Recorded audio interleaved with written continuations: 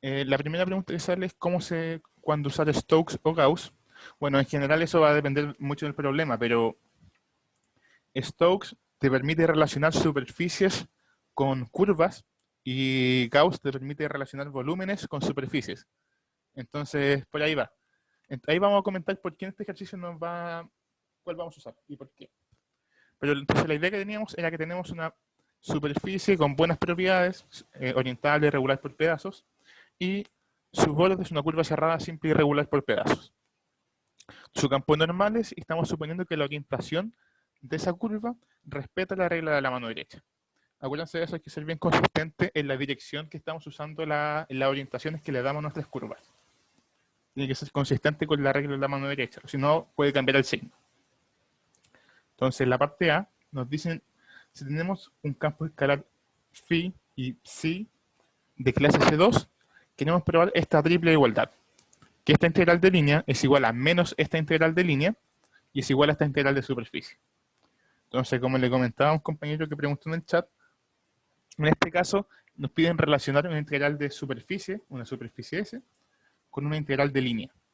Y eso canta muy fuerte que es Stokes. No siempre va a ser así, pero muchas veces sí, en general de los casos. Entonces, en este problema, la primera idea que uno debería tener es que quiere usar Stokes. Entonces, podremos proceder a resolver esta parte. Voy a compartirles la pizarra. Y creo que ya están viendo la pizarra. Si me lo pueden confirmar, agradecería.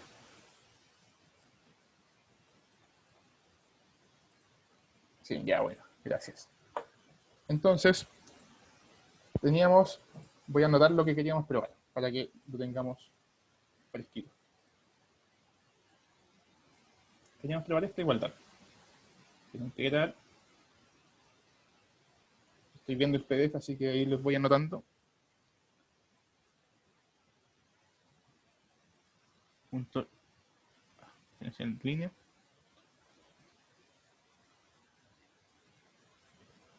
No, puse un doble menos.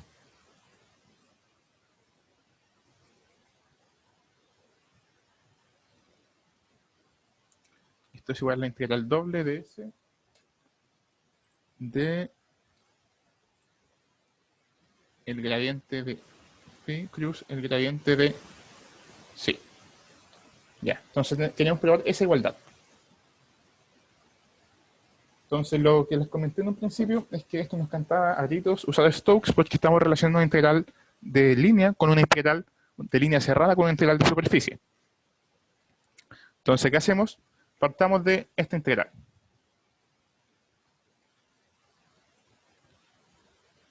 Esta integral, por el teorema de Stokes, es simplemente la integral doble de S del rotor de phi del gradiente de psi de S.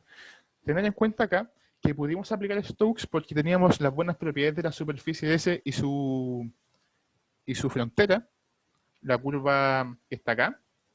Además, dijimos que la orientación era consistente usando la regla de la mano derecha con la normal. Y como estos campos son de clase C2, o sea, son clase C2, entonces esto es de clase C1. Y por lo tanto, podemos aplicar Stokes porque nos pide que el campo que estemos trabajando sea de clase C1.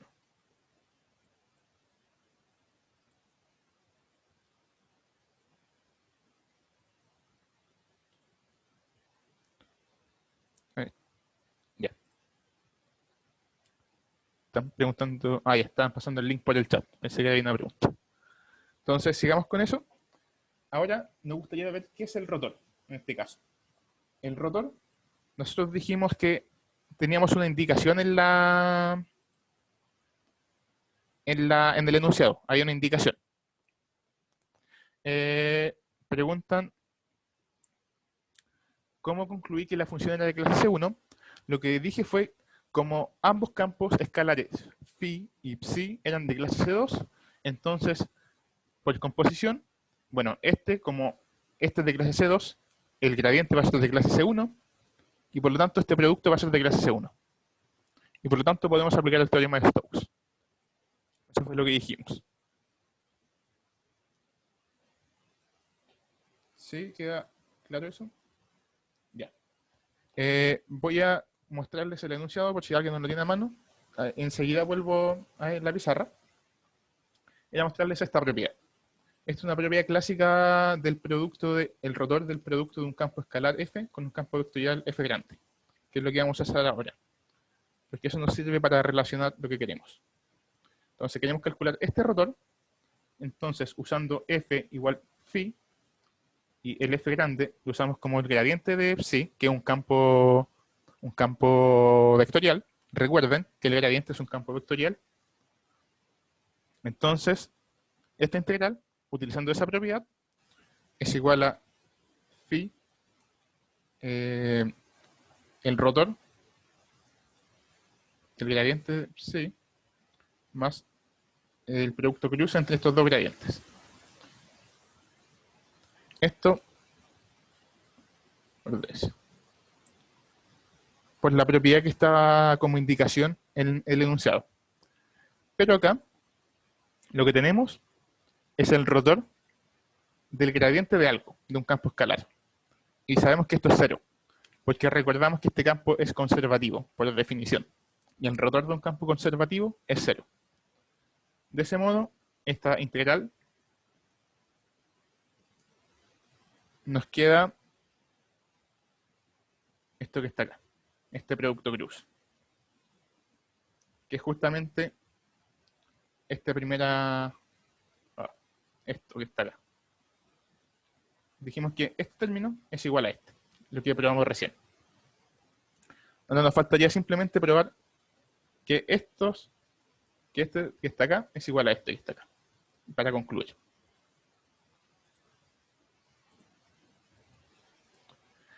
¿Por qué dije que era conservativo?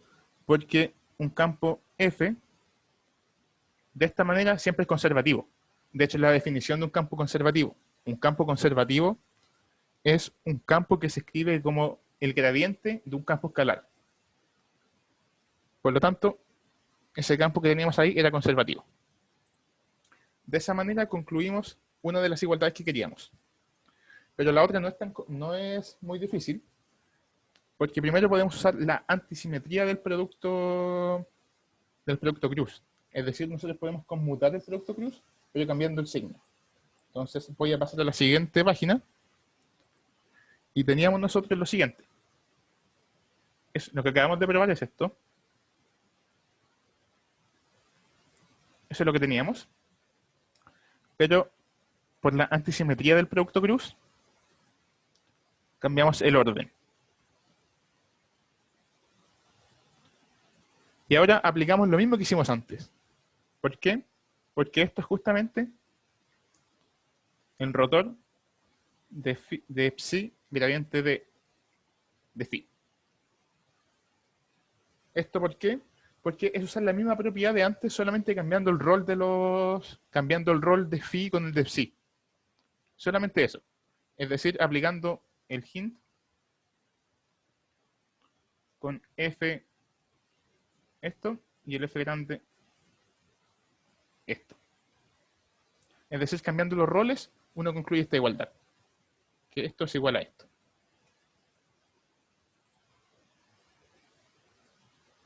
Ya, el tema de por qué es conservativo. Quizás hacerlo más sencillo, si tenemos un campo escalar phi, que es, a ver, un campo escalar phi, una función g que se escriba de esta manera es conservativa, por definición. La definición de que g sea conservativa es que exista un phi que haga eso, tal que sea igual al gradiente. Y en realidad todo campo conservativo es irrotacional. Eso es una propiedad bien clásica que se ve. Sí, ya quizás lo tienen visto más como un potencial. Sí, en este caso el phi sería el potencial. Que eso depende mucho cómo lo hayan visto, pero es lo mismo solamente con diferentes conceptos. El phi sería el potencial de este campo. Entonces, el rotor de esto siempre es cero. Porque esto es un campo conservativo, donde phi es su potencial. La antisimetría, simplemente la antisimetría dice lo siguiente. Si tomo un vector A, producto cruz con un vector B, esto es igual al menos el producto cruz de B con A. Es decir, el producto cruz lo que hace es que me permite cambiar el orden en que estoy haciendo el producto, pero cambiando el signo. Esto es la propiedad de la antisimetría del producto cruz. Y eso fue lo que ocupé acá. Y acá simplemente usé nuevamente el hint, solamente que ahora en vez de tomar el f chica como phi, lo tomo como psi. Y cambio los roles. Y por eso tengo esta igualdad que está acá.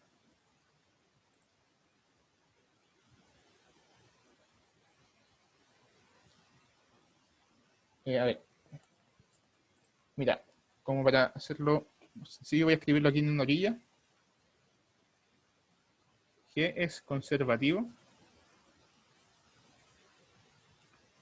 Si, por definición, existe un phi campo escalar, tal que G se escribe como el gradiente de phi. Muchas veces también esto aparece con un menos, pero da lo mismo. Es como la misma idea. Depende solamente de la definición. Esa es la definición de un campo conservativo.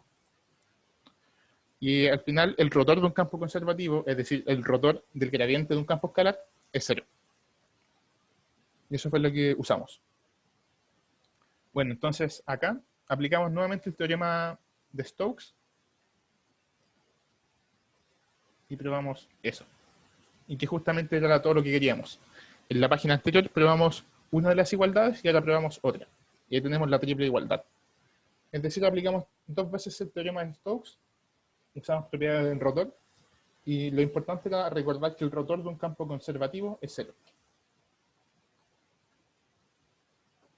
Si hay dudas, pueden hacerlas antes de pasar a la siguiente parte.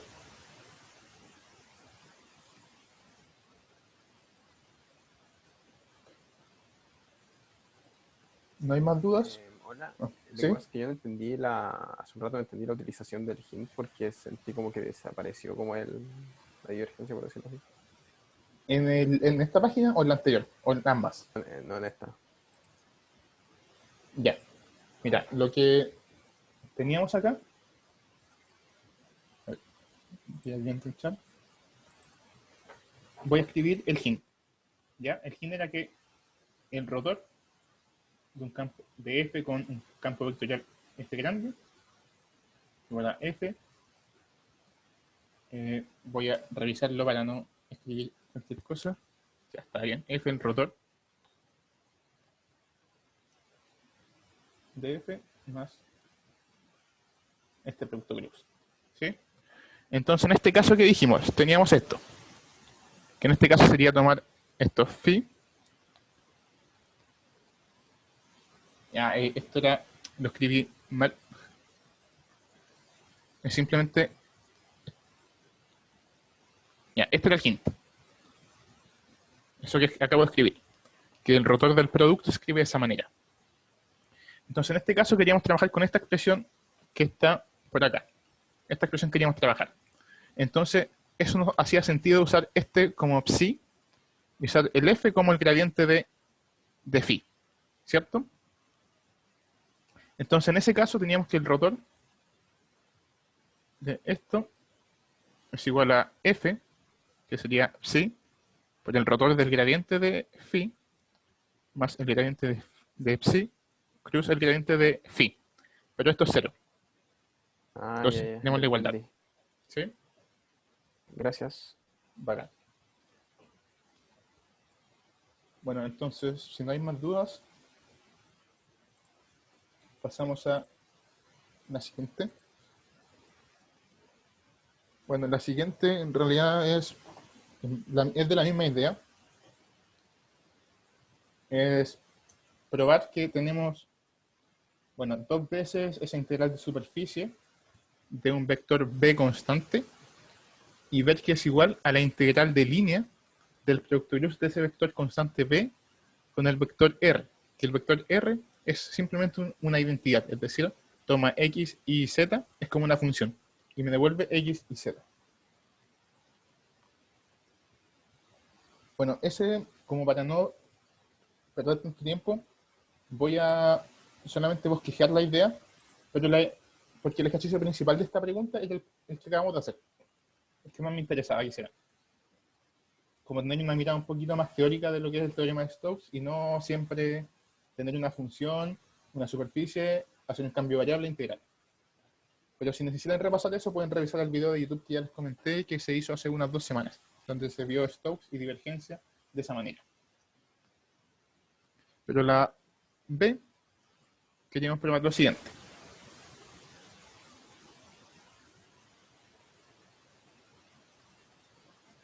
Esto era un DR, perdón. Estamos trabajando integral de línea. Eso tiene que ser igual. Estaba escribiendo la otra cosa. A 2 veces esto, donde el B es B1, B2, B3, constante, y el R es X y Z. Es decir, es como una función identidad. Entonces, como estamos relacionando esto con esto, también canta a gritos un Stokes, y la idea principal es simplemente aplicar Stokes sobre el lado izquierdo. Es decir, o sea, aplicar Stokes sobre este lado, que sería, bueno, recordamos que esto también es clase C1, por esto es una constante, esto es una función C infinito, de hecho, entonces todo está bien, todo se cumple para poder aplicar Stokes. Los principales problemas que surgen con Stokes de repente es que, y uno no se da cuenta, es que fallan en una parte, por ejemplo en un punto, y de repente uno está tan mecanizado a tener una superficie de aplicar Stokes que lo olvida. Pero hay que tener mucho cuidado con eso. Fijarse de que Stokes, o sea, de que lo que quiero hacer esté todo bien definido. Porque, por ejemplo, no sé si aparece una función que esté dividida en algo, tener cuidado cuando eso que está en el denominador es cero, porque en un caso podría no ser posible aplicar Stokes directamente, por ejemplo. Tener mucho énfasis con eso. Y bueno, repito, en el auxiliar que se hizo, en la tutoría que se hizo hace algunas semanas, el ejercicio de Stokes era de ese estilo. Así que era bien interesante. Pero bueno, aquí aplicando Stokes, tenemos que esto es el rotor de eso. Bueno, y como para avanzar un poquito más rápido y llegar a los otros problemas, esto voy a decirles cuánto da el rotor de eso. En realidad no es difícil calcularlo, solamente que toma un tiempo, pero es bien sencillo. Y esto debería dar 2B1, 2B2, 2B3. Esto sería 2 el vector B. Entonces eso nos diría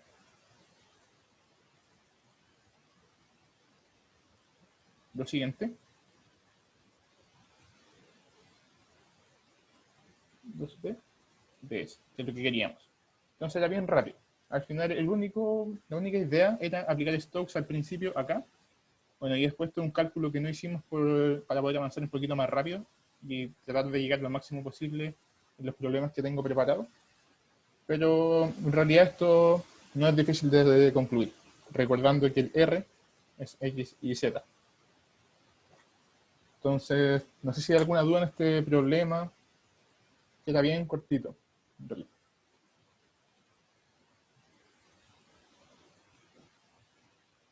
Si al final la idea principal era usar Stokes al principio y lo otro salía de corrida. Yo no entiendo por qué queda igual a 2B. Ah, ya, eso no lo calculé, pero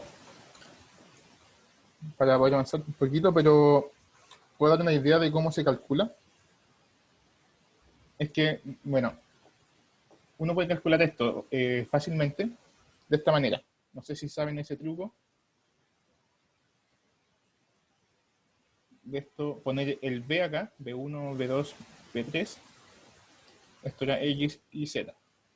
Entonces calcular ese determinante y eso sería, y corro por el determinante de esto, que sería B2, Z menos B3 y menos J gorro, pues el determinante de este con este sería menos B1Z menos B3X más K gorro, y sería B1I menos B2X. Entonces después con esto uno calcula el rotor de eso. Por eso es un poco más triguero, pero al final uno debería llegar a este valor, al 2B. ¿Sí? O sea, al final es calcular el producto cruz y después calcular el rotor. Gracias.